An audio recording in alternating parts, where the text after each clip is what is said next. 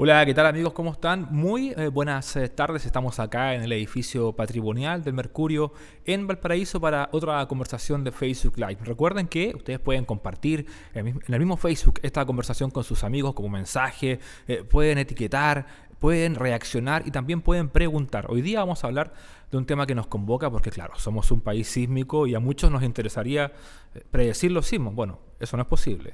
Todos los científicos han señalado aquello, pero sí es posible que nos dé un aviso, una alerta que viene un movimiento telúrico. Y en ese desarrollo hay un grupo de chilenos, algunos estudiantes exalumnos de la Universidad Federico Santa María de la región de Valparaíso, que han estado trabajando intensamente junto a otros alumnos de la UTEM en este proyecto para poder dotar un sistema que permita alertar con segundos, con un minuto de diferencia cuando viene un movimiento telúrico de importancia y con ello tomar las precauciones. Un sistema que existe en países de Medio Oriente, por ejemplo en China, en el Asia hemos visto cómo a través, por ejemplo, de los televisores se le puede alertar a la gente que viene un movimiento telúrico importante. Bueno, acá en Chile esto ya es posible gracias a una extensa red que se ha instalado en distintos puntos del país. Esa iniciativa es de Tancura, ¿no?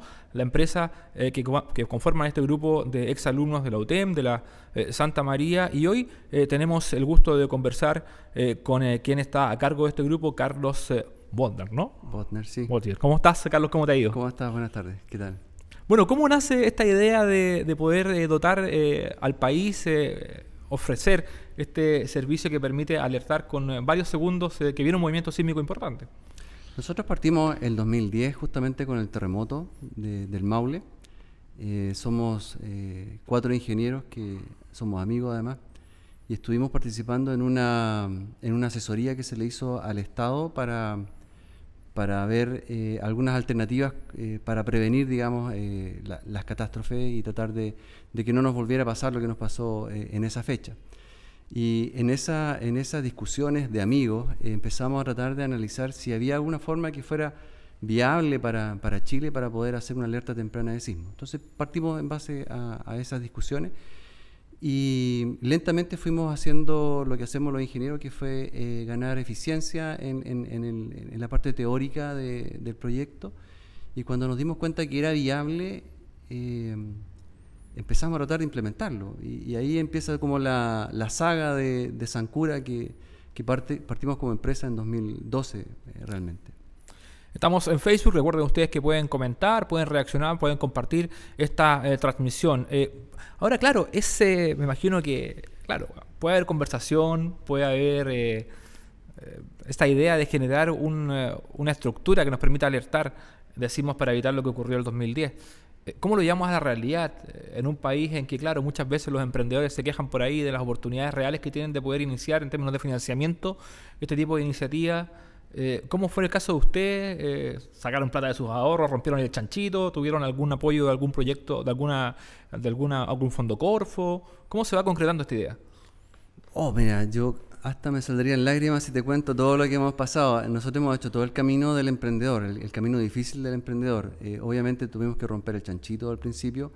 Te comentaba que habíamos partido en 2012 como empresa y solamente en 2016 recibimos los primeros fondos de Corfo, ¿ya?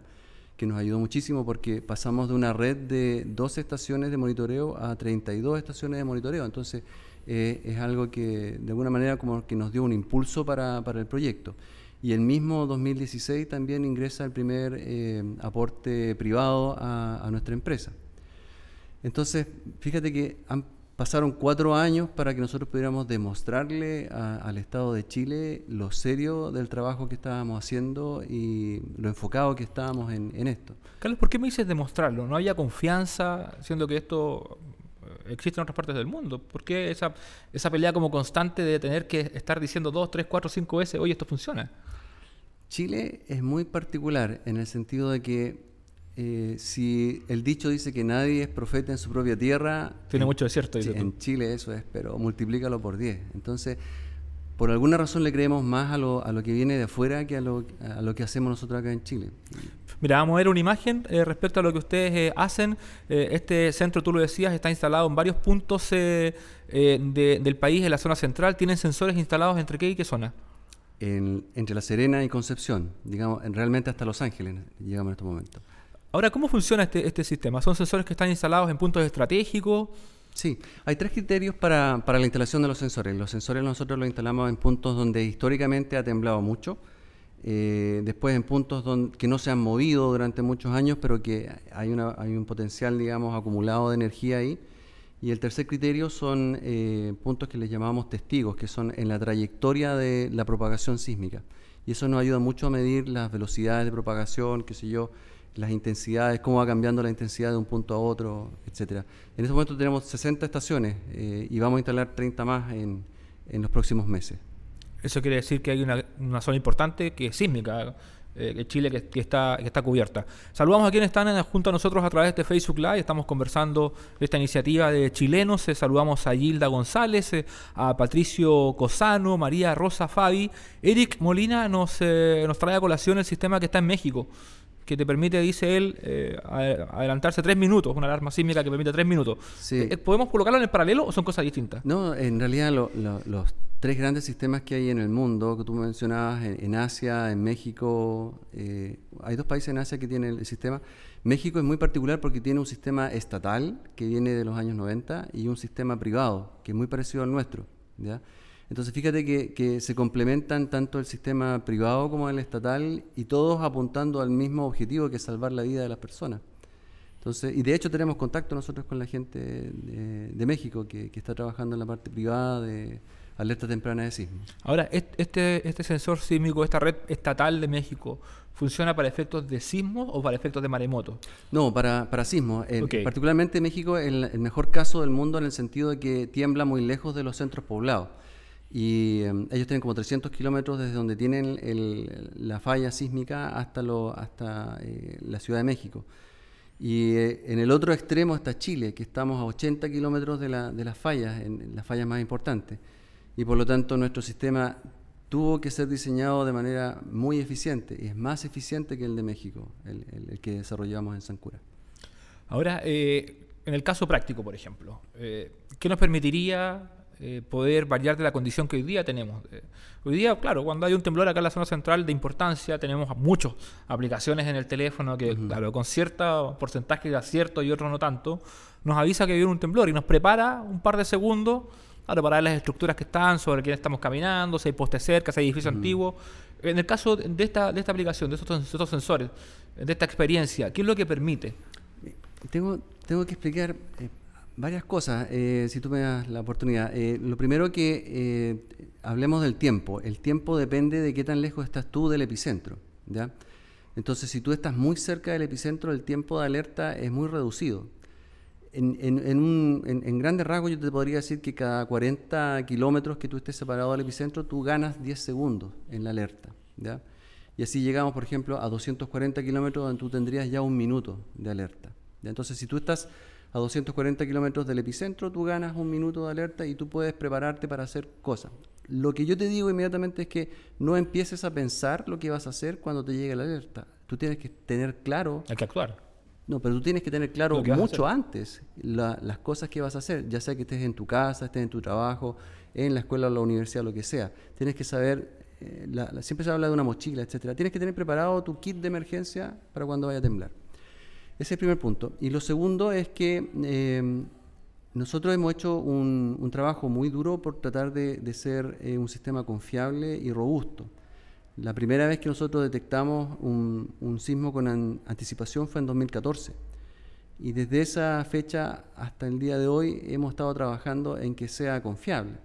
Entonces, algunas veces nuestra red se demora, en el caso de un temblor que hubo el mes pasado, 164 milisegundos en darse cuenta que está temblando, y otras veces necesita más tiempo el sistema automático para darse cuenta que está efectivamente temblando, antes de iniciar la alerta.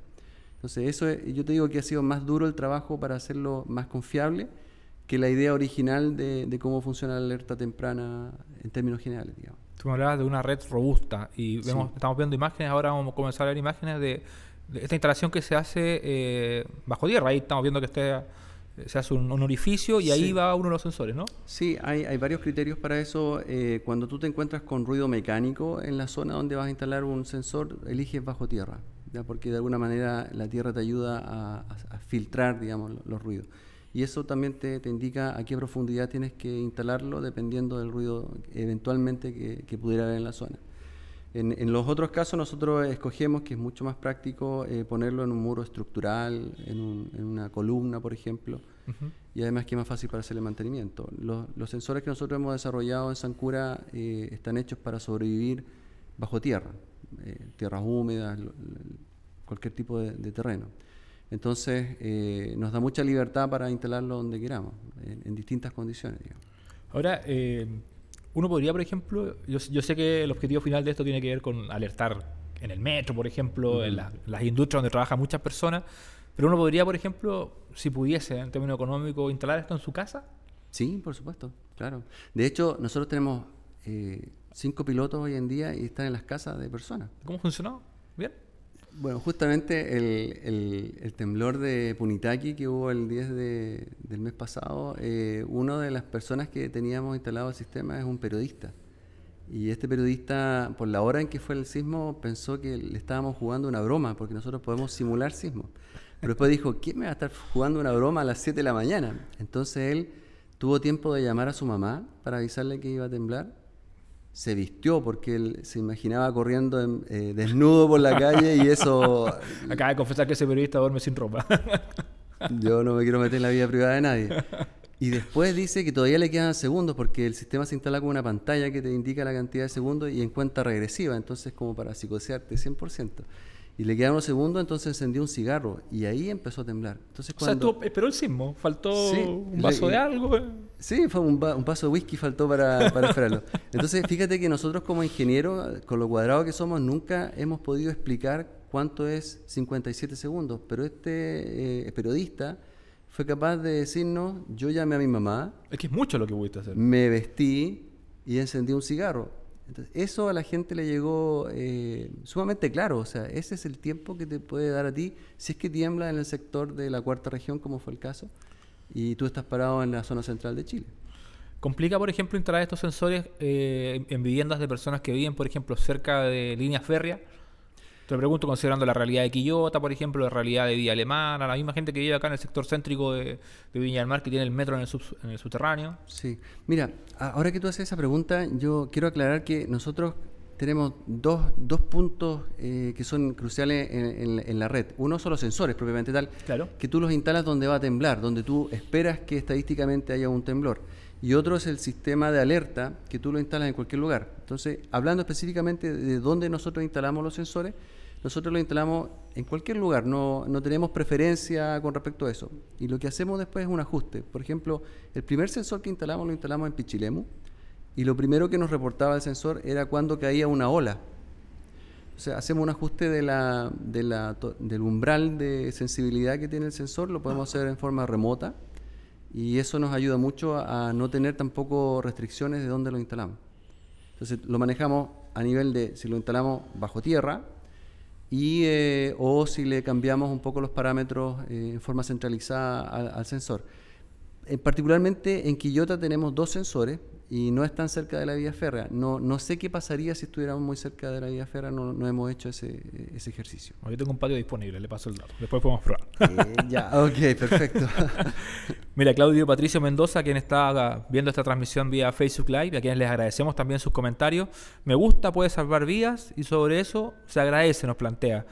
Sergio Muñoz nos saluda, Mónica Baeza también, Ana María Ramírez nos saluda y nos pregunta, ¿está en Iquique?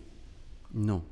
Ahí nos falta. Sí, yo al norte llego a La Serena misma, y yo no quiero ni psicosear a nadie ni nada, pero efectivamente tenemos que extendernos hasta Arica, o sea, debemos llegar allá, y te diría que incluso tenemos que instalar sensores en Perú, en la zona sur de Perú, así como tenemos que instalar sensores también en la zona de San Juan, en Argentina, para poder cubrirla, para tener cobertura, digamos, para la zona central de Chile.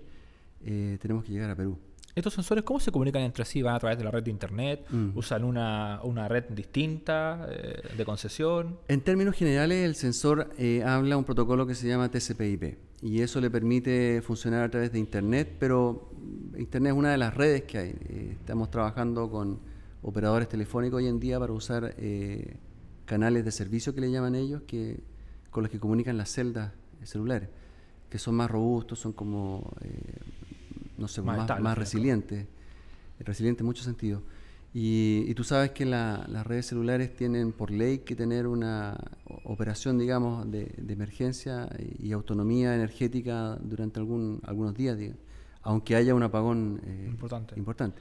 Entonces sí, nosotros incluso hemos hecho pruebas satelitales también. Al ser un protocolo abierto, te da mucha libertad para elegir el tipo de red. Mira, Juan Marcos Isla, excelente por la ingeniería chilena. Nos debemos sentir orgullosos. Palabras que dan nuestros amigos que nos están viendo a través de Facebook Live y que pueden compartir también este contenido o hacer preguntas. Estamos en vivo acá en el edificio del Mercurio en Valparaíso, ya acercándonos a la hora 17. Alberto Martel, extraordinario, los felicito. Disculpen, recién me conecto. ¿Cómo me avisa la aplicación? Bueno, para usted sepa estas conversaciones, hay que activar las notificaciones de Facebook y ahí usted va a enterarse de cada una de estas conversaciones que tenemos. Mirna Ceci Morgado hace incluso acá un análisis personal de la situación que ha vivido el país. Sería un gran avance prevenir, aunque sea unos segundos, porque ha habido mucha negligencia sobre el tema, especialmente del 27F. ¿Han determinado ustedes el patrón de exactitud, de éxito de las alarmas? ¿Todas han sido positivas? ¿Han sido sismos que efectivamente han ocurrido? Sí. ¿El margen de error es muy mínimo? Sí, mira, cuando tú tienes una red sismológica te empiezas a dar cuenta de muchas cosas que no son muy evidentes, digamos, porque no salen en las noticias. Pero Chile está temblando todos los días, o sea, no es para que nos asustemos, porque así ha pasado desde siempre. Pero hay muchos temblores que nosotros nos llegan al umbral de la alerta, porque son imperceptibles. ¿Ese umbral es el 4? Nosotros tenemos ahora en 3.4. Okay. 3.4. Estamos buscando como el umbral perceptible. Mercalli. Okay. Todo lo que nosotros hacemos es Mercalli. Y es curioso porque Mercalli siempre se asocia al tipo de daños que te va a producir un temblor. Pero Mercalli se puede medir instrumentalmente. Nosotros lo medimos a través de la aceleración y la velocidad. Entonces tenemos, cuando tú me preguntabas hace un rato si podemos comprobar, digamos, cada vez que tiembla.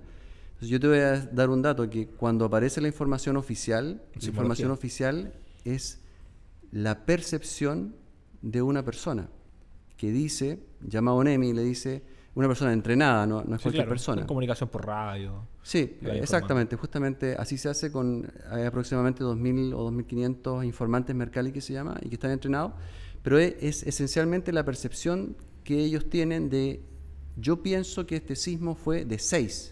¿Ya? Porque hay características particulares. Claro. Si se caen los litros, si se mueve el... Entonces, cuando él dice 6, a nosotros nos da o 5.8 o 6.1 en nuestra instrumentación.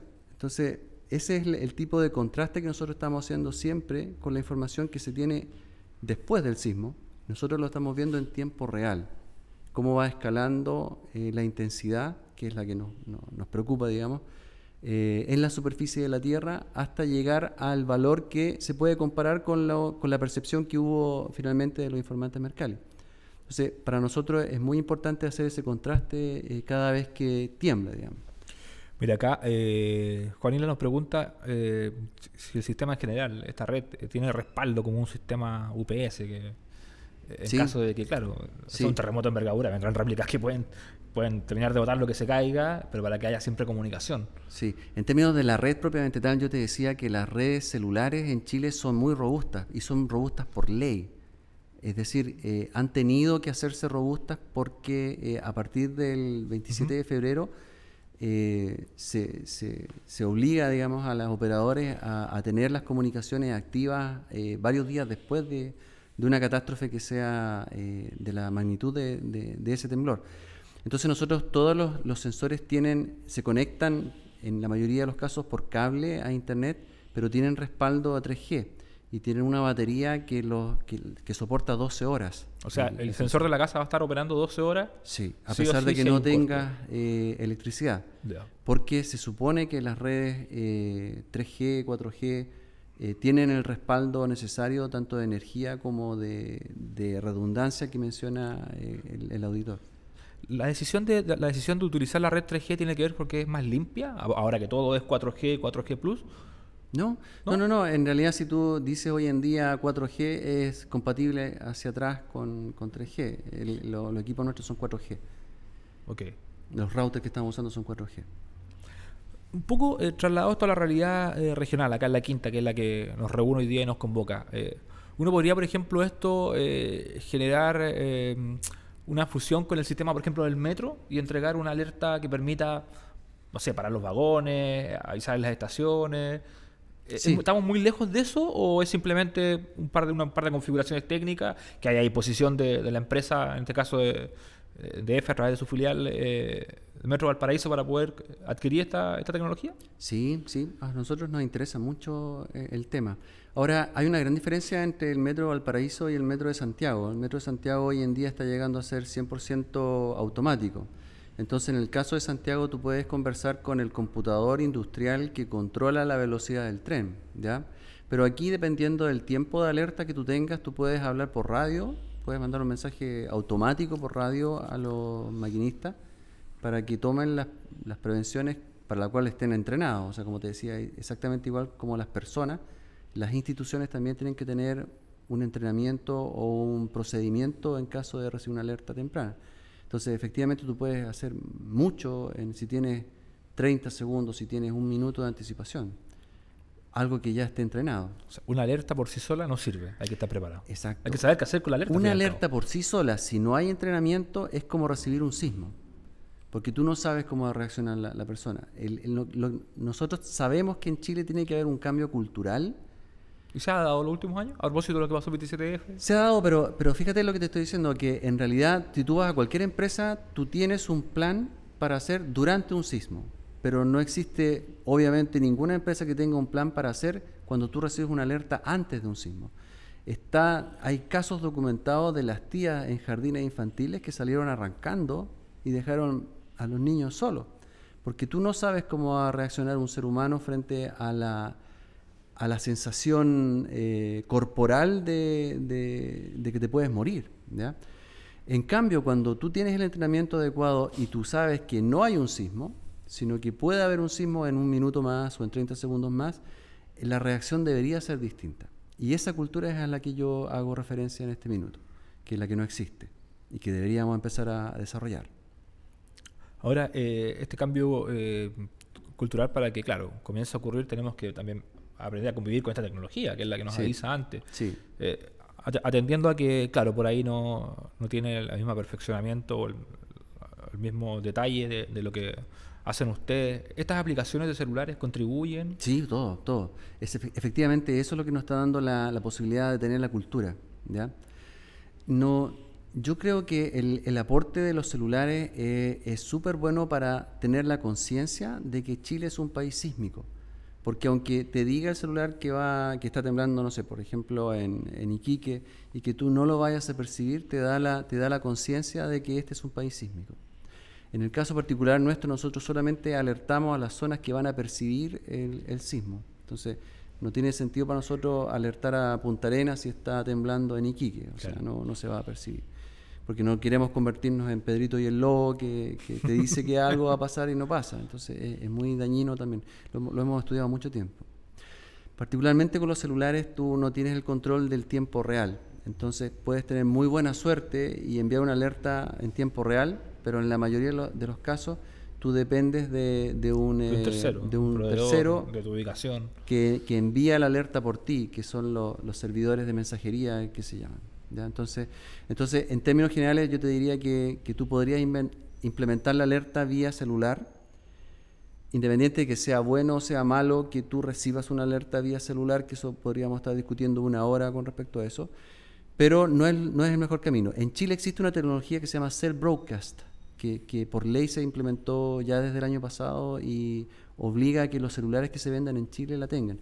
Y eso hace que el celular se comporte como una radio. Y que cuando tú envías una alerta a un punto determinado geográfico, todos los celulares que estén alrededor de ese punto reciben una alerta. Eso lo controla ONEMI hoy en día. Y ha funcionado muy bien en los casos de alerta de tsunami. Ese es el camino que yo creo que deberíamos seguir nosotros, de hacer la integración con el sistema que ya tiene ONEMI hoy en día. Bueno, y que es el que tienen los chinos con los televisores y Claro. un montón de elementos más. Es análogo al tema de los televisores. Los televisores, incluso por la tecnología que tienen allá, se encienden cuando te van a dar la alerta, si es que no estuviera encendido.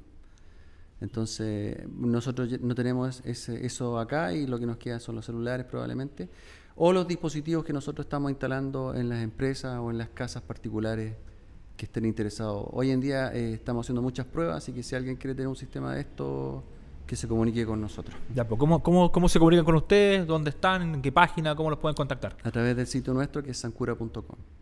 Ahí mandan Ahí están los mecanismos para... correo y todo. Sí. ¿Me da los mismos puntos de Chile?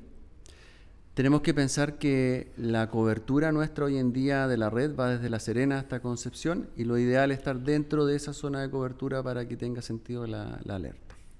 Bien, Carlos, te queremos agradecer el tiempo que has tenido para conversar con nosotros, de informarle a todos nuestros amigos sobre este proyecto iniciado por ingenieros chilenos y que sigue ahí buscando socios estratégicos, buscando clientes y que, claro, nos entrega, bien decías tú, el inicio del adquirir una cultura de cómo comportarse antes que venga el sismo, Sí. no durante el sismo. Si tú me permites las últimas palabras, alguien decía, hay que sentirse orgulloso. Hay que sentirse orgulloso. Y yo te voy a decir el último dato, que Chile le compra sensores sísmicos a países donde no tiembla.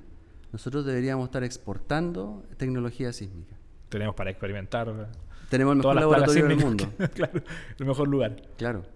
Carlos, muchas gracias por acompañarnos esta tarde de Éxito en Chancura y bueno, a todos ustedes les agradecemos compartir con nosotros este espacio de conversación desde el Mercurio en Valparaíso, y recuerden que pueden compartir esta conversación con sus amigos, también va a estar disponible en YouTube y en soyvalparaíso.cl. Recuerden activar las notificaciones para que cada vez que tengamos una conversación como esta, otras de actualidad, otras de música, ustedes estén y se puedan conectar y conversar, dialogar junto a nosotros. Muchas gracias y buenas tardes.